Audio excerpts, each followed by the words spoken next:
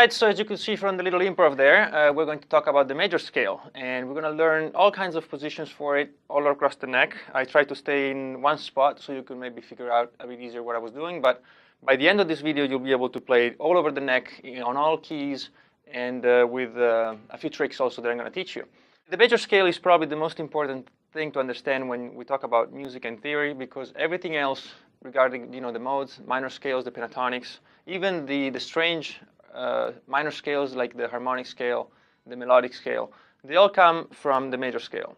And usually because of necessity, because sometimes we start playing and we get thrown right into a band context maybe, and then we have to play solos. That's what kind of happened to me. I was about 15 or 16, and I got into my first band, and I had to play solos.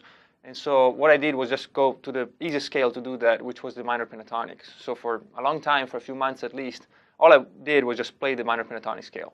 And then working my way back was kind of hard because I didn't know how to relate any of this to any other theory that's important. So if you want a bit of advice, study the major scale very, very well, and this will open the door for pretty much everything else. And we're going to cover a lot of it during this series. So let's get right to it, and this is the major scale.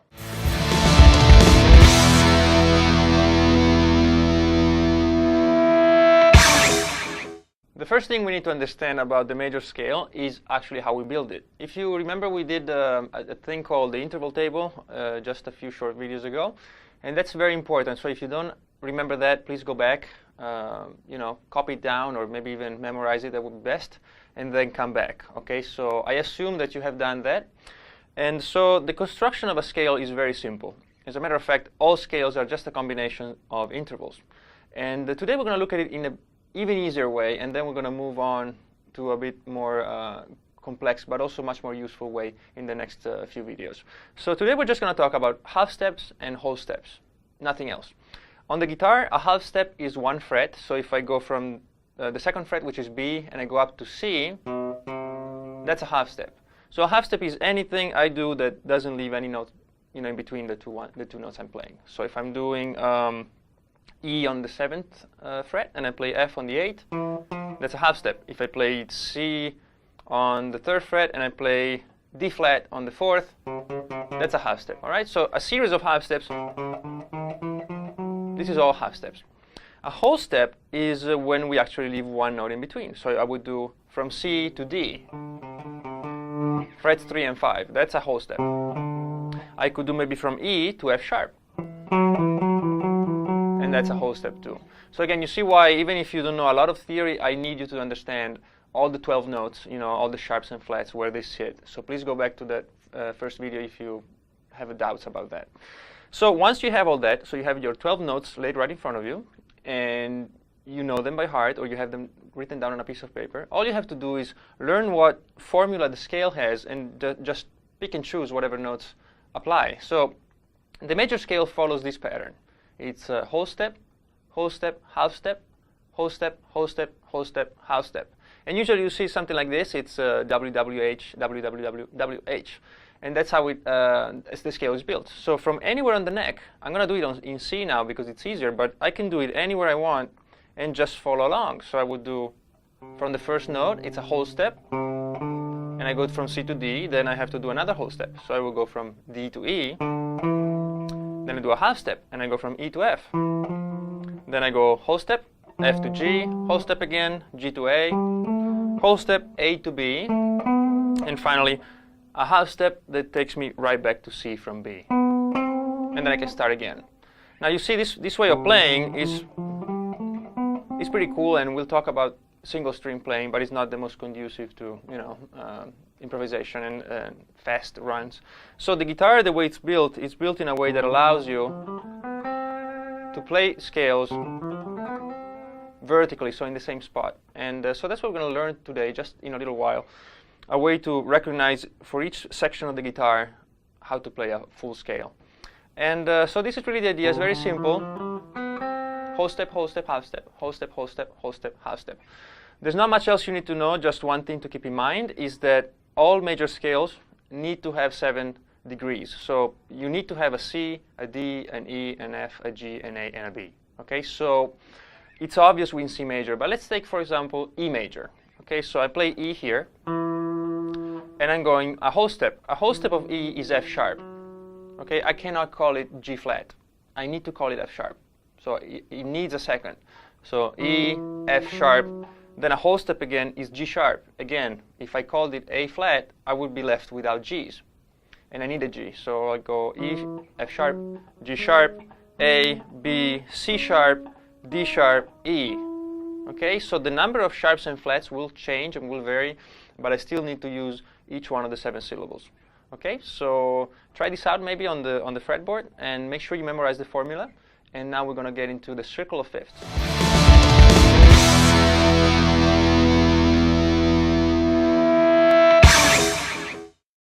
All right, so now it's time for the dreaded circle of fifths. This is, I don't know why, one of the most hated subjects and intimidating subjects for a lot of guitar players.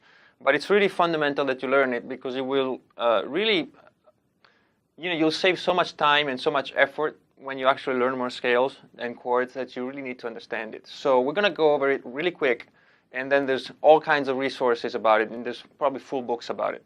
But it's really simple. The circle of fifths is just a way to organize in your head the structure of major scales and also minor scales in other modes. But what we're going to talk about right now is only the major scales.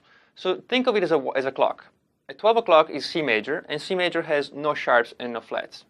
The reason we know this is that if we apply that formula that we just saw of whole step, half step, whole step, whole step, whole step, half step, if we apply it to C, as you saw before, you end up with only natural notes. There's no sharps because they all fall, the whole steps and half steps all fall exactly where I want them if I don't need any sharps and flats.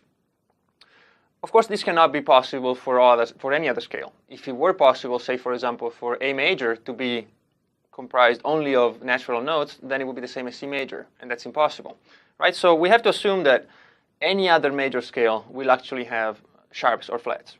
That's, and that's really what happens. So the circle of fifths tells you not only which ones have what, but also how many and what these sharps and flats are. And it's very, very simple. The reason it's called circle of fifths is that because from the first scale, which is C major, to the next, which is at 1 o'clock, it's G major, it's a fifth, because G is the fifth of C. C, D, E, F, G. Okay, it's a perfect fifth.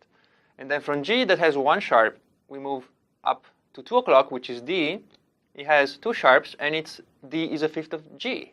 And then A is a fifth of D, E is a fifth of A, and so on throughout the first half of the circle. Okay? So as long as you memorize it, you don't have to apply this formula every single time you play. You don't have to go through the whole half every time you do a scale. You just, you have to play in A. Well, that's fine. A has 3 sharps, and you just memorize it, and that's it. And there's one issue though, which is that you might have 3 sharps, but you have to know which sharps it has. Okay, so there is an order, and this is the only thing that really takes a little bit to memorize, and that's the order of sharps. So if you look underneath the circle, you'll see that sharps appear in this order. So if G major has only 1 sharp, that 1 sharp will be F sharp. Okay, if D has 2 sharps, we'll have F and we'll have C. And then if it's A major and it has 3 sharps, it will have F, C, and G. And they always follow the same order. So that's really helpful. If a scale like B major has 5 sharps, it will be exactly the same sharps that came before plus that of B. Okay, so we don't have to learn, if it has 5 sharps, well, maybe it has 5 sharps that are different from the one that had 3. No, it has the same ones that a scale that had 3 had plus 2. And they always follow this order. Okay? Now, if we go across the circle, we'll find that we reach a point where we're in C sharp major. C sharp major has 7 sharps. So 7 sharps mean every single note on my scale is sharp. So if we follow that, we'll end up having 8, 9, 10, 11 sharps. And that's stupid because we'll have double sharp and it's a lot of work. So from C, we can go towards, counterclockwise and find the circle of fourths. And the circle of fourths is the same as the circle of fifths, but we count in fourths. And we find what scale has what flats instead of sharps. So we're looking at C major has no flats. What's the fourth of C? Go back to the interval table, and you'll find that F is the fourth of C. And so F will have 1 flat. And then go back to your interval table, and what's the fourth of F? And it's B flat. and so B flat will have 2 flats. And then you continue all the way down until you complete the circle. So now every time you want to know what flats or what sharps a scale has, just go straight to the circle of fifths and you figure it out. How many flats does E flat major have? 3. Okay, now one more thing, what flats will they be? And this is the best part. Once you learn your sharps, in what order they appear, the flats are the same thing but the other way around. Okay, so if the final sharp to appear was the B, then now will be the first one. Okay, so it will be B, E, A, D, and so on. All right, very simple stuff. And I don't think there's anything else we should look at. Oh, well, maybe one thing. For major scale, this is a little trick. You should always have major scale that are either natural in the root, so you'll play C major, D major, E major, F major, G major, and so on, or call them flat. So that's just a bit of advice. Never have C major C sharp major, or don't have F sharp major. Don't use D sharp major. Okay, it's always better to have flats or natural, because that will keep the count of accidentals, that's what the sharps and flats are called, to a minimum. All right? So that's as simple as an explanation as I can give, and you can see it's a pretty long one. So anything else you want to know about the circle of fifths, we will get back to it every time we do a different scale. But again, you'll find plenty of resources out there that if you are interested in it, you can get into more detail. So that's enough of that for now, and let's get back to the guitar and do some playing.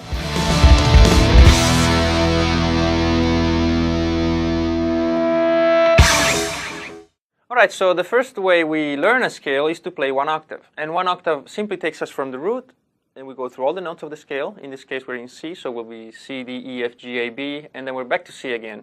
And that C, of course, will sound higher in pitch, and that's the octave. And the most basic way to play it on the guitar is to use the open strings. So we're going to play this very simple position.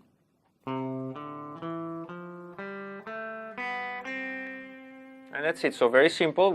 Let's go over it really quick. It's on the 5th string. That's where on the 3rd fret there's a C there. So we're going to use that. Then we're going to play the open string for the 4th string. We'll go 0, 2, and 3 on that string. We're going to have D, E, and F there. Then we move on to the G string, and we have G and A. And then on the 2nd string we'll have B open string and C on the 1st fret. Okay, so you can practice a bit of this. Work your way up and down the scale. Use alternate picking actually if you can. And this will help you. It's not really that difficult. It's not really for the fingers. You know, it's for your ear. So you start getting a feel for the sound of the scale. So it's very important for now that you begin and end on the root. Okay. That's pretty much it. I'm going to show this to you from close up now. And so you can have a better look. Also, you can actually play this in all different places with all different fingers. You can go do all the crazy stuff like that, or you can just play it like this. So it's important to have a way to organize this. And then, so as soon as we do this from close up, we're going to have a look at how to organize scales throughout the whole fretboard.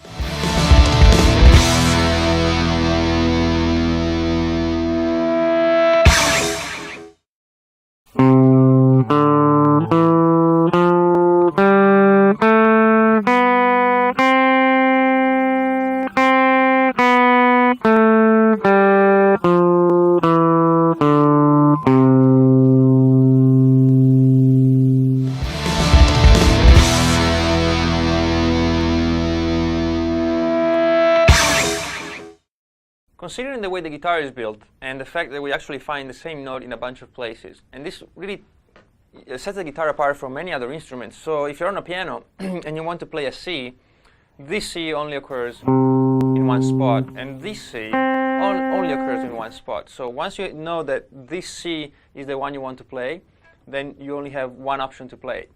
And that, of course, makes things both easier and harder. So it's not really a matter of what's best. It's just a matter of just the architecture of the instrument. So you have to understand the way the guitar is built. And so right now, actually, it will be very, very useful that you started to know the notes around the fretboard. So if you haven't done that yet, please go back to the first video, which was on warm-ups. And I give you a little exercise to understand the fretboard. This will be very, very useful during this video and all the other ones that have to deal with scales and chords. All right? So, for example, this C here occurs here on the first fret of the second string, but then I can also have exactly the same note on the fifth fret of the third string, and then I have the same exact note on the 10th fret of the fourth, and then I can go all the way up here, and you know I played the same note in 5 different spots, and so we need a way to understand this and organize it.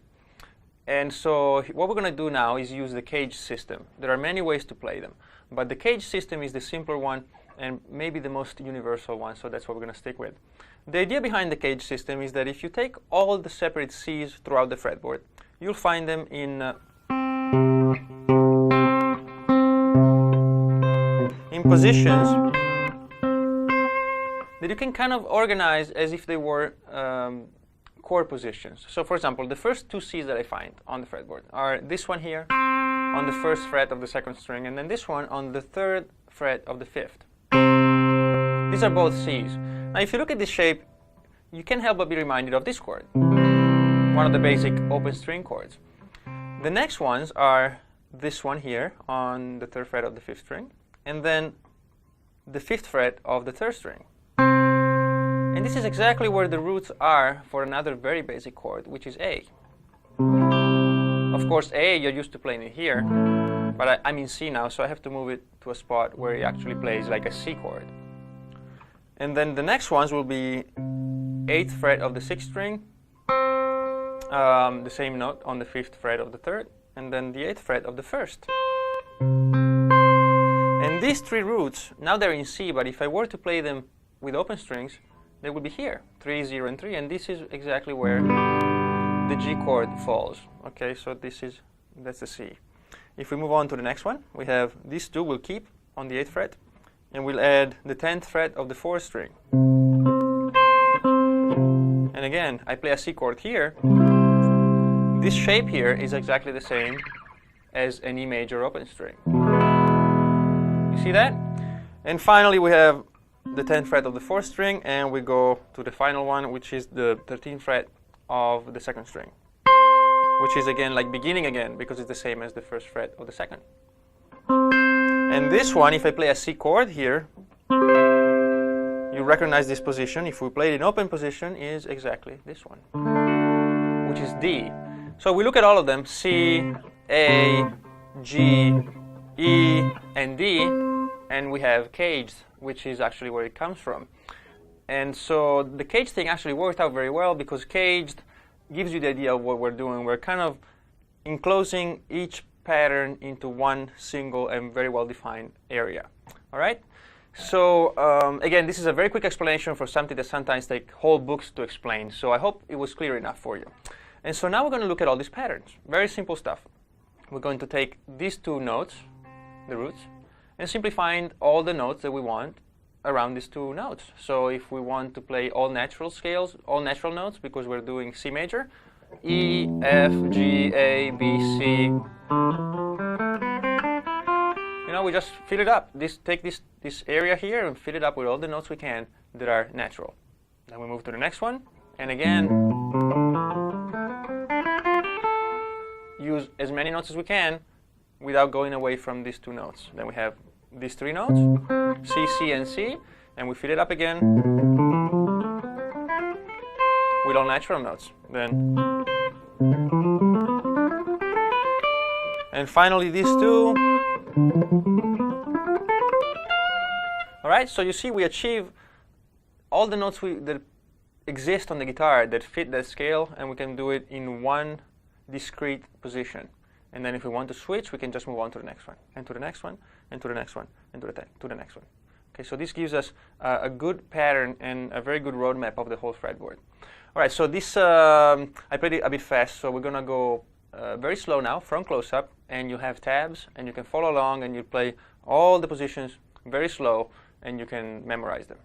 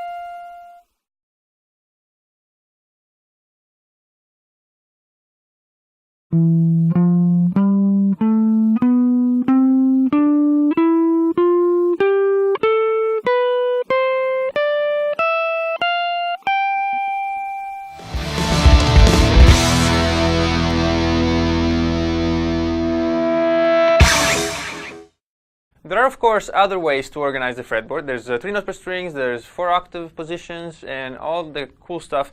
But really, this one is great, especially if you are kind of new to the whole concept of scales, and you're used to just, throwing your fingers around and hope that it sounds good. Or maybe you got stuck with 1 or 2 positions that kind of work in one root, and so if they work for you in A and the song is in E, you just kind of, count the frets and move up. So that's not really a good way to play. And this will really open up the fretboard for you, and then you'll be free to, explore other opportunities. But the great advantage of the Cage system is that it makes switching tonalities the easiest thing. All right, so let's take one of these 5 positions. Let's take the 4th one, which was this one that started on the 8th fret. A bit more volume. This one. So this is simply a simple one because we have the root on the very first note. So we actually start with C. And say we want to play this in G, all right? And we know our fretboard. And even if we don't, we just count to G. So we know if this is C, G will have to be kind of way out because C and G are pretty far away. So we can count either all the way up or down. Let's go down now. So we'll go, if I don't know where G is, I just count C, B, A, and G. Right? So I know this is a G. And I know that G major has to comply with that formula, whole, whole, half, whole, whole, whole, half. There's no way around it. And I also know that these fingerings are just a representation on the fretboard of that exact formula. If I move the fingers in this order, and I know that this is my root, then wherever I play this, I will be respecting that formula. So it's really that simple. You just go from C, and you play the same exact thing wherever the root, the new root is. So if the new root is G, all I have to do is play exactly the same fingering. Nothing else changes.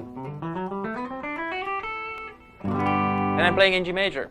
Now, if you look at the circle of fifths, you say, well, where do I have my sharp that I need? Because G major has 1 sharp. And of course you do. You just have G, A, B, C, D, E, F sharp, G. You don't even have to think about it. It's all taken care of for you. Let's go to one that has a lot of sharps and flats. Let's do B major, all right? That's at five sharps. So we go G, A, B. We play it here. That easy. I played exactly the same thing. Does it take care of all the sharps? Of course it does, but we're going to demonstrate it anyway. In case you don't trust me, it's a B, C sharp, D sharp, E, F sharp, G sharp, A sharp, and B. That's our 5 sharps, and they're right there. And I don't have to do anything else. Of course, this is one slightly limited way to look at it, because when you actually properly play, you'll actually want to go for one note or the other. So eventually you will actually go to B and know exactly where all the sharps are, and you actually go look for them, because that's what gives you the sound you want. But really, this should be a huge step for those of you who are not used to playing in different tonalities, or they're just stuck with one position. Okay? So, little exercise for you. Just pick a number out of 5, so that will be which one of the 5 positions you'll use. And then pick a note, any note, and then just go for that major scale. Okay, so let's say you see B flat. Well, go to B flat and play it, if it was 4. Actually, yes, before we stop this, just going to give you one bit of advice. This one is very easy because it starts with the root. Okay, let's get another one. Let's do this one, maybe the second one. Okay, this one. So just be careful. You cannot move from here. I'm in C. I have to move from C. Okay, so don't be fooled by the fact that it doesn't start on C. You don't move from here. You move from the root. So if this is a second position of C, and I want to go to the second position of F, I have to find an F here. Okay, not here, but here, where the root is. C, D, E, F. And then I have to build the same exact scale around that note. All right, so that's the only thing that might throw you off a bit in the beginning. Make sure you always count from the root and you always base your scale and your fingering on the root.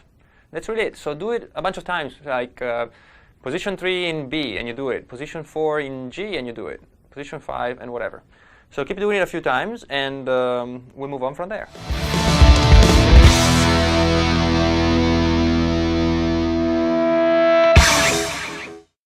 One fundamental thing now that we're here and we learn all the scales is to actually what to do with them. And the first thing to understand is what relationship does the scale have with the chord. So one scenario is you have a friend or a band member comes to practice and says, well, look, I have this chord progression. And it sounds great, just put a solo on it. And so you have to be able to kind of look at the chords, recognize them, and see, well, what scale do they fit? You know, do they all fit one scale? Do I have to adjust my scale because 2 of them fit one and 2 fit another?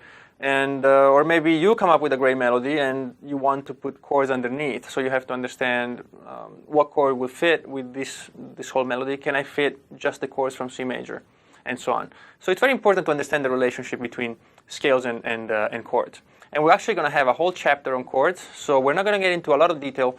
And for now, we're just going to do it in a way that you can just memorize it and use it, okay? And then the theory behind it will be explained later on. So if you're playing in any major scale, you can take any one of the notes from the major scale and create a chord for it. The idea here is that the chord is only formed with notes that belong to the scale, because you're looking for consistency with the scale and the chords. So if I'm playing C major, the scale, I will leave you now a series of chords that you can play with it. And the first one is C major, the chord. C major is formed with C, E, and G. If I were to play C minor, it would have C, E flat, and G, and I don't want that. I don't want that because my scale only has naturals, and I don't want flats. If we go to D, I will teach you now that D is minor. So the second chord of a major scale is minor. If I were to play D major, it would be D, F sharp, A. Again, the F sharp wouldn't fit. Okay, so we apply this to all the chords, and we come up with this. Every single major scale, all of them. The first chord is major, the second and third are minor, the fourth and fifth are major, the sixth is minor, and the seventh is diminished. Okay? One great way to memorize it is that 1, 4, and 5 are major. They're the same. And the final one is diminished, and then the rest are minor. Okay, so in the case of C major, what we would have is C major, D minor, F minor, E minor, F major, G major, A minor, B diminished, which sounds kind of weird, so we're going to play a seventh, and then C major. And now that I mentioned sevenths, I'm also going to leave you with a few tips on seventh chords. So if you want to do it and you know a bit about theory and you want to play sevenths, all you have to do is play these chords. It's C major seventh. D and E, they're minor seventh. F is the same as C, it's a major seventh chord. G is seventh. A is minor seventh again. B is minor seventh, flat 5. And C again is C major seventh. Okay, so let's go over it one more time. If we play triads, which means only major and minor, we're doing major, minor, minor, major, major, minor, diminished. If we are playing seventh chords, we're playing major seventh, minor seventh, minor seventh, major seventh, seventh, minor seventh, flat 5. Okay, so this is it, and you can, with this, you can actually go out and find chord dictionaries and have a whole bunch of chords that you can play with. And the theory behind all this will be coming in the next video.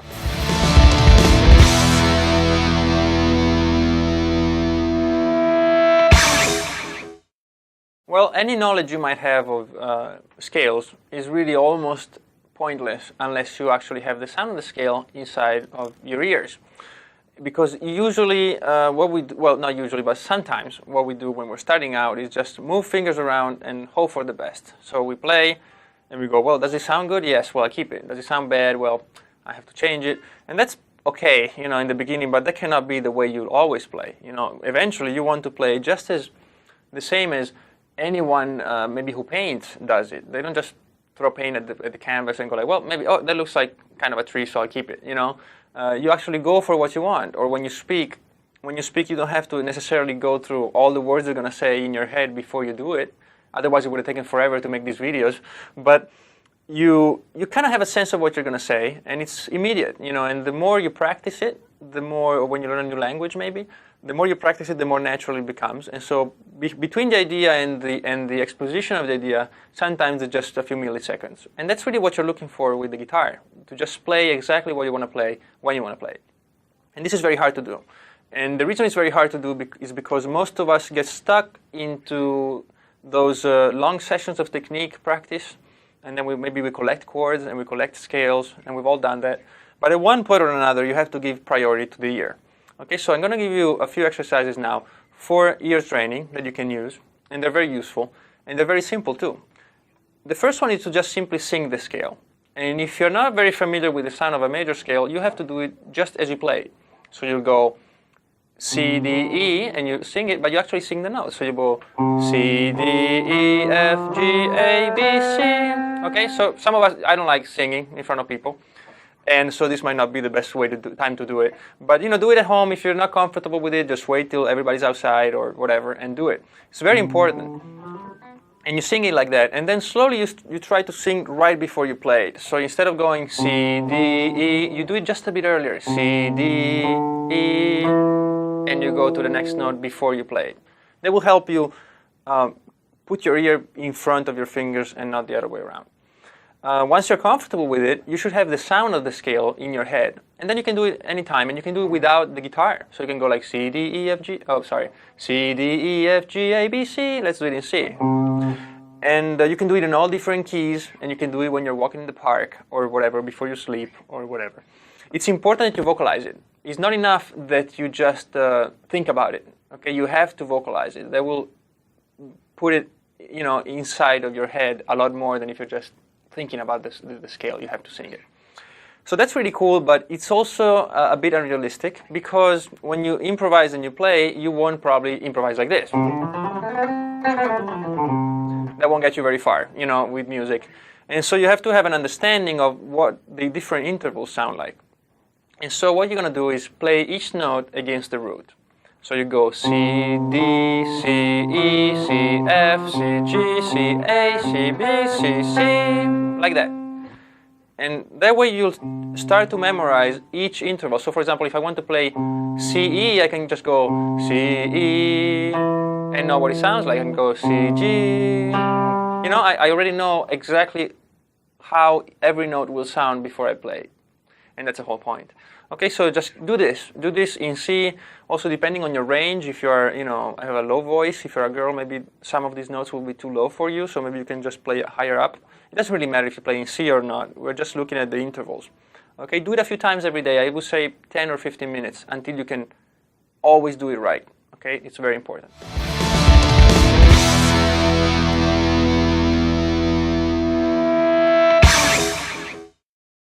So now you have your scales, you have your positions, and you also have your chords, and also you have your ear trained, hopefully. And so now you can try to play scales in a bit of a different way, as you know, to what you're used to, which is to actually try to improvise by knowing what you're doing. Okay, so there is no rush. All you have to do is take one note, and then kind of think of what you want to do with the next note, and try to go for that.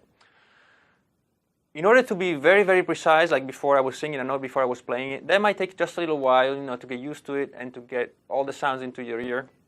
So one other thing you can do is just simply, you know, with a broader brush, you can just go, well, I'm just going to go up, you know, or I'm going to go down. And that's already usually more than what most people actually do. They just move around and hope for the best, and you want to really control it. So just go higher or lower. That's all you have to do. So I'm playing C.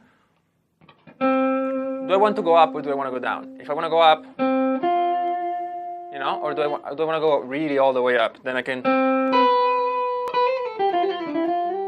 you know, or do I want to go down? And how far down? Do I want to go close? Or do I want to go all the way down?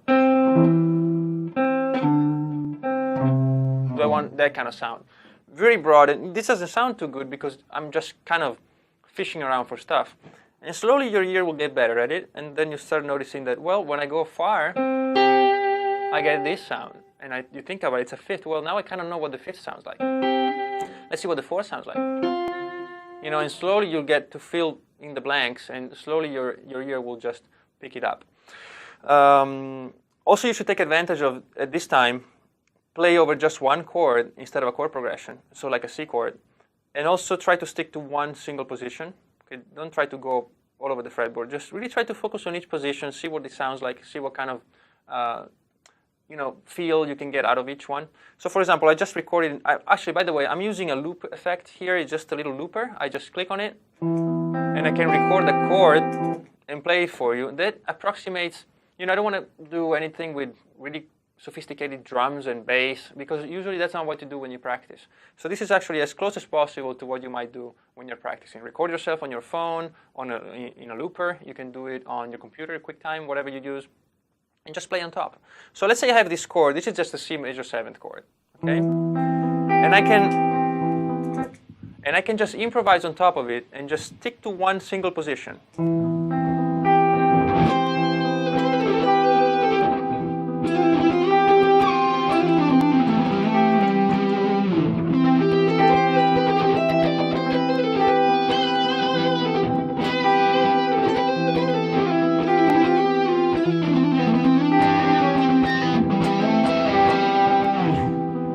Okay, now let's say I want to move to another position. I go to the third one.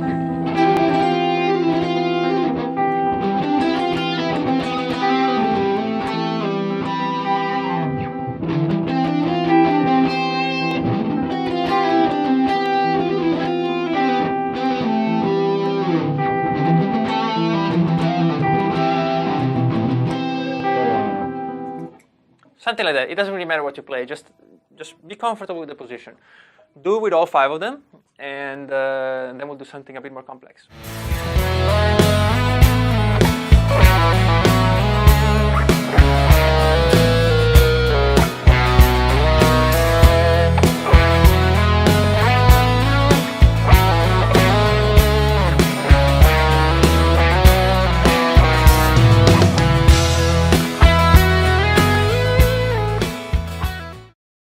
All right, so the next step is to actually take this improvisation we did on one chord and apply it to a whole chord progression. So if you're playing in C major, just follow the rule as before: major, minor, minor, major, major, minor, diminished, and pick 4 notes, 4 chords. Any of them will work. Just make sure the first one is the root chord, and then the other 3 you can change them. Create a sequence. Maybe you can do, I don't know, C. You can go to F, go to A minor, and then to G, something easy, do something very simple. Put it in a loop and just play on top. But this time I would like you to focus on creating something that's melodic and that's memorable. By memorable, it doesn't mean it has to be great. Just something that's easy to remember, and also that it conveys something. So you have to decide for yourself, is this melody trying to express happiness? Is it sadness? Is it triumph, defeat? There's all kinds of different aspects of expression you can try to achieve, and then just go from one note to the next and see, does this note say anything about that feel that I want to express? It's like if you're writing for, I don't know, if you write a book or something, every word should guide you towards, through the story. And so try to do that with the notes. So before I was just kind of messing around with the scale, but now I would really like you to truly focus on each note and make sure that note is important. And if you're not sure, just take your time and keep playing until you come up with something. To demonstrate this a little bit, I'm going to show you the melody for One, which is one of my songs. And because at the end of this video, we're going to have a little excerpt for it, so you can practice your scales and a little bit of technique. And it's a very simple melody, very, very simple, very slow. Anybody can play it. And it's based on 4 chords, which are in E major this time. So it's E major, we go to A major, then we go to C sharp minor, and then to B. The only difference is I play it just in a bit of a different way to give it a bit more movement.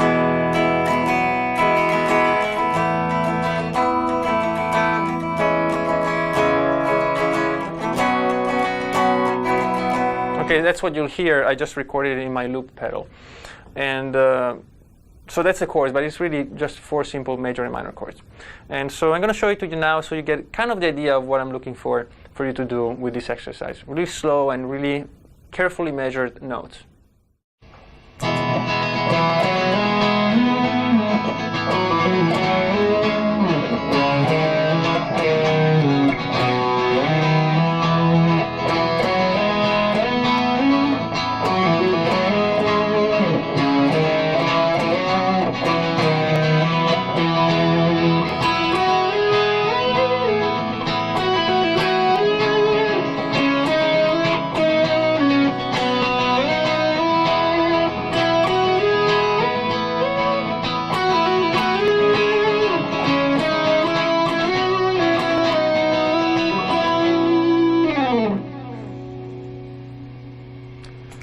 All right, so that's the idea. Try to do it. Try your best with whatever chord progression you want to try it with, and we'll move on right now.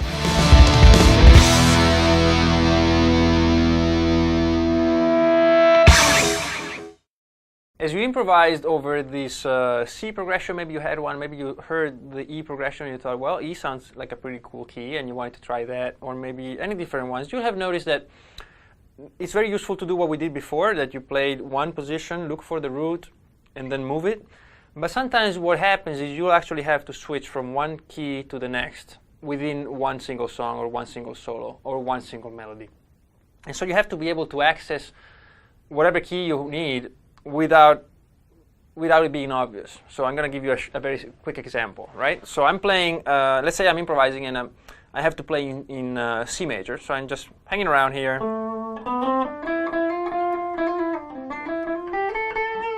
And I'm playing, and then the whole thing changes to G. And if I'm stuck with moving one single position, I had to go from here all the way to here, find my place, and then I'm in G again. But you see, I really disrupted my flow. I was doing something a bit melodic here and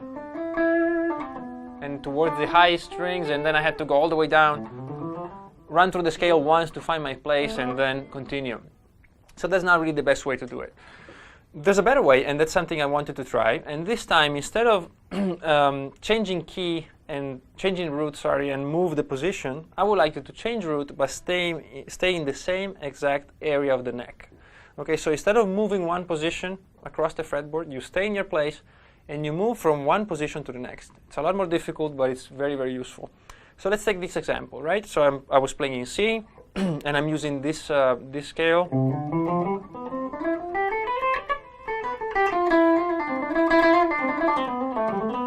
And then I have to go to G. What do I do, right?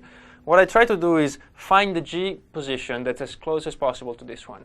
Okay, so I have to know my fretboard, and I have to know that there's two G's here on the 10th fret of the 5th string and on the 8th fret of the 2nd. And I have to recognize that this pattern means first position. It's this one. And so as soon as I have that, I can just switch.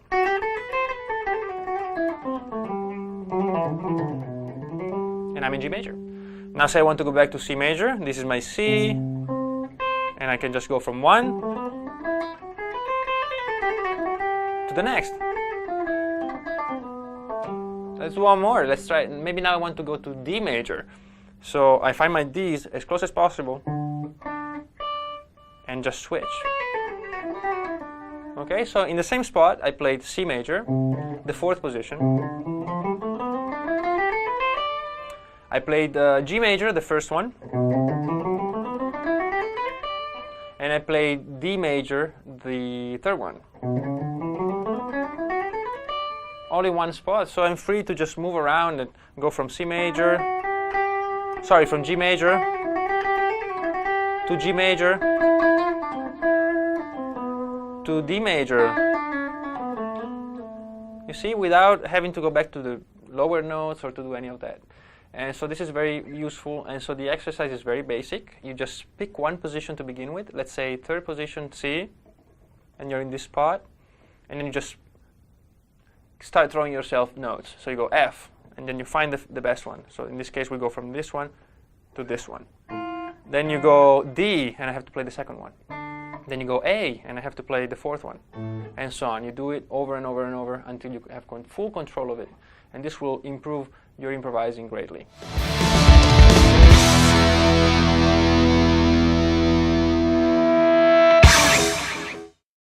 There's one little problem with practicing scales over and over again. One is that it's boring. Two is that you will start giving the scale and the position and the fingerings more importance than the music, which is a big, big problem, and it's really a big no-no for me. So always try to alternate, right? Do a lot of position playing because you need, you need the fingers to know where they're going as much as possible so that you can just focus on the music. So that's very important, but don't let that become the goal. The goal is not to play the melody the scale up and down very fast or, in a very flashy way. All you want to do is just get the scale under your fingers, and then it's a tool, like everything else. It's just one tool, and if you want to play a major scale, you have it without thinking. sometimes when you practice scales a lot, you might get stuck into that linear way of playing. So if you practice this so many times, you know, and you go down and up, or maybe from the beginning, you know, the whole scale, and you just keep practicing down and up, then your ear will get used to it, and it will be harder and harder to break away from it. So when you improvise, you might get stuck and just playing like it's an exercise. And that's terrible. You know, that's really something you want to avoid. And there's a few ways to do it. One is to, of course, improvise a lot. But we can also kind of force your ear and your fingers to move in less linear ways. And one of them is sequences. We're going to look at one sequence now. Then I'm going to give you, in the following chapters that deal with scales, I'm going to give you a few more. And so what a sequence is a way to break the pattern into smaller bits. So, for example, I'm playing a major scale, and I'm playing notes 1 through 8. 1, 2, 3, 4, 5, 6, 7, and 8. I can play them like that. So from 1 to 8, and repeat it, and that brings me to the usual linear playing. But I can also create little patterns of it. So this time we'll do groups of 4. So I can play the first 4 notes, and so that will be C, D, E, F. And then start again with a new group of 4 from the second note. So we'll do D, E, F, G. And then E, F, G, A. G, A, what did I say? G, A, B, C. No, F, G, A, B, sorry. G, A, B, C. And so on. So it sounds something like this.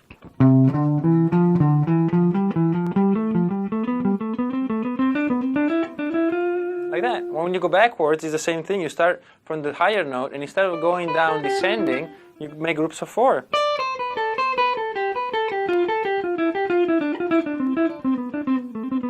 Like that. So this is very good for more than one reason. First of all, it breaks the pattern. Second of all, it's a great exercise for this hand because you'll be jumping around strings. It's also very good for dexterity with this hand and coordination of both hands. And of course, every time you play in a different position, everything changes, right? So you might get used to this feel. And then when you move to this position, you know, there's changes like that.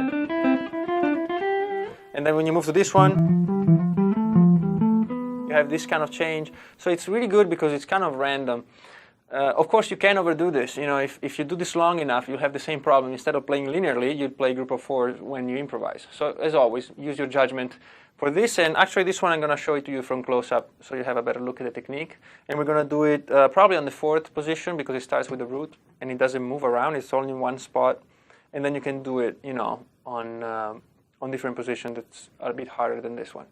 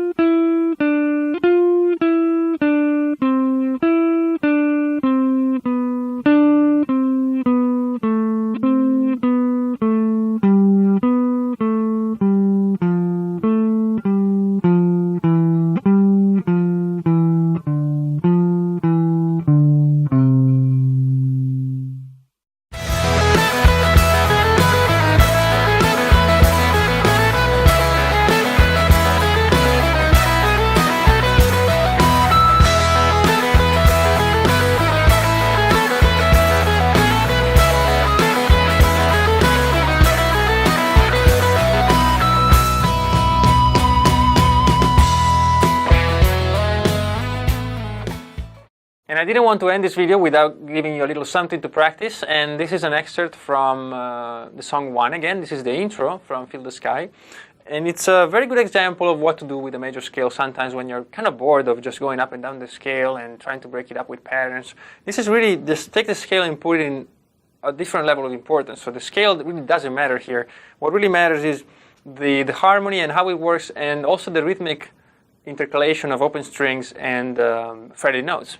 So it's you heard it already on as it is on the record. So now I'm just going to play it for you. Very simple. It's just going to be one guitar doing the rhythm. This is again on my loop pedal, and then I'm just going to play the melody for you really quick. And actually, we're going to have a close-up of this. You're going to get a tab, and you can practice it, so you can actually use it to improve your technique maybe as well. So here it is, how it sounds like with just chords and the electric guitar.